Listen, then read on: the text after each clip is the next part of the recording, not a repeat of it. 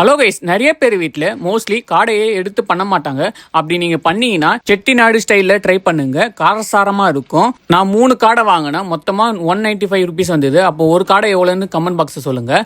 வாங்க வீடியோக்குள்ளே போயிடலாம். அதுக்கு முன்னாடி நம்ம பேஜை ஃபாலோ பண்ணிடுங்க. ஃபர்ஸ்ட் மசாலா ரெடி பண்ணிடலாம். அதுக்கு 2 டீஸ்பூன் மிளகு, 1 டீஸ்பூன் சீரகம் சேர்த்து நல்லா வறுத்து எடுத்துட்டு ஆற வச்சு மிக்ஸி ஜாரில் சேர்த்து அரைச்சி தனியாக எடுத்து வச்சிருங்க.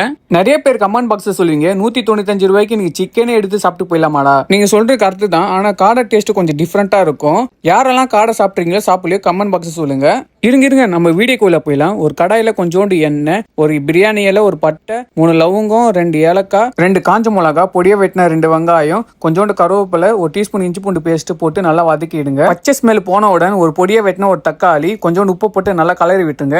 இப்போ மசாலா சேர்த்துக்கலாம். தனியாத்தூள் 2 teaspoon, garam masala 1/2 teaspoon, red chilli போட்டு மஞ்சத்தூள், அரைச்சி வச்ச மசாலா சேர்த்து நல்லா கலரி விட்டுருங்க.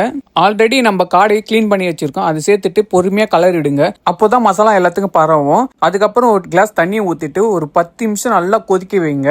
அதுக்கப்புறம் 1 டீஸ்பூன் அரைச்ச மசாலா சேர்த்துட்டு கலரி விட்டுட்டு சாப்பிட்டு பாருங்க, காரசாரமாக இருக்கும். நம்ம நெக்ஸ்ட் வீடியோவில் பார்க்கலாம். டாட்டா, பாய் பாய்.